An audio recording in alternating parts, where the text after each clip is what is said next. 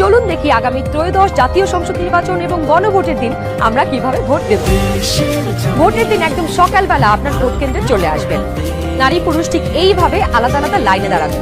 লাইনের শুরুতেই আপনার ভোটার ক্রমিক নাম্বার উল্লেখ করে লেখা থাকবে আপনি কোন কক্ষে ভোট দেবেন। ভোট কেন্দ্রের কোন কক্ষে আপনি ভোট দিবেন সে বিষয়ে আনসাররাও আপনাকে সহায়তা করবেন। এরপর আপনি সোজা চলে যাবেন আপনার ভোট কক্ষে। কিভাবে নারী এবং পুরুষ ভোটারদের আলাদা রুমে ভোট গ্রহণ করা হচ্ছে চলুন দেখে আসি। কক্ষগুলোর বাইরেও ভোটার ক্রমিক নম্বরগুলো লেখা থাকবে। প্রথমেই একজন পোলিং অফিসার আপনার নাম এবং ভোটার নম্বর জিজ্ঞাসা করবেন। তারপর আপনার চেহারার সাথে আপনার ভোটার তালিকায় থাকা ছবি মিলিয়ে দেখবেন। এটা আমি, এখানে একটু খারাপ আসছে ছবি। বাবার নাম আনিসুজ্জামান। ভোটার আয়শা খানম, ভোটার নং 0157। প্রথম পোলিং অফিসার আপনার নাম এবং ভোটারের ক্রমিক নম্বর জোরে উচ্চারণ করবেন যেন কক্ষে থাকা সহকারী প্রিজাইডিং অফিসার এবং পোলিং এজেন্টরা শুনতে পারেন। এরপর দ্বিতীয় পোলিং অফিসার আপনার আঙুলে অমোচনীয় কালি লাগিয়ে দেবেন। তারপর আপনি চলে যাবেন সহকারী প্রিজাইডিং অফিসারের টেবিলে। প্রিজাইডিং অফিসার আপনার ভোটার নাম্বার লিখে আপনাকে দুটো ব্যালট পেপার দেবেন।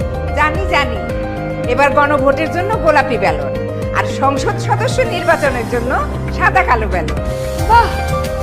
ব্যালট পেপার নেবার সময় আপনাকে স্বাক্ষর করতে হবে। আপনি চাইলে টিপসই দিতে পারেন।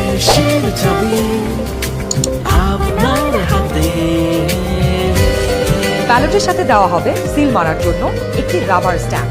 আপনি দুটি ব্যালট এবং রাবার স্ট্যাম্প নিয়ে ভোট দেবার গোপন কক্ষে যাবেন। এবার কিন্তু সময় বাঁচানোর জন্য অনেক ভোট কেন্দ্রেই দুটো গোপন কক্ষ থাকবে, যাতে একই সময়ে দুজন ভোটার দুটো গোপন কক্ষে ভোট দিতে পারেন। গোপন কক্ষের ভেতরে আপনি কিভাবে ব্যালটে সিল দিবেন চলুন দেখি। গণভোটের গোলাপি ব্যালটে হ্যাঁ এবং না দুটো ঘর থাকবে। সংস্কার বা পরিবর্তন চাইলে হ্যাঁতে সিল মারুন। গণভোটে আপনি হ্যাঁ দিলে সবগুলো সংস্কার পাবেন, আর না দিলে কোনো সংস্কারই পাবেন না। এরপর ব্যালটটি লম্বালম্বি ভাঁজ করুন যেন সিলের রং অন্য ঘরে না পড়ে। এরপর আড়াআড়ি ভাঁজ করুন।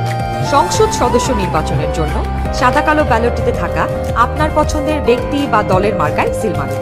সিলটি কিন্তু নির্ধারিত ঘরের বাইরে যাওয়া যাবে না। মার্কার বাইরে সিল পড়লে আপনার মহামূল্যবান ব্যালটটি বাতিল হয়ে যাবে। সিল মারার পর এই ব্যালটটিও প্রথমে লম্বালম্বি ভাঁজ করুন যেন সিলের কালি অন্য মার্কায় না লাগে। এরপর আড়াআড়ি ভাঁজ করুন। এবার গোপন কক্ষ থেকে বের হয়ে স্ট্যাম্পটি সহকারী প্রিজাইডিং অফিসারকে ফেরত দিন এবং একই ব্যালট বক্সে দুটি ব্যালট পেপার ফেলুন। ব্যাস, হয়ে গেল একদিনে 2 ভোট। একদম সহজ, তাই না? তাহলে নিশ্চিন্তে ভোটের দিন চলে আসুন আপনার ভোট কেন্দ্রে আর ভোট দিয়ে বুঝে নিন দেশের মালিকানা।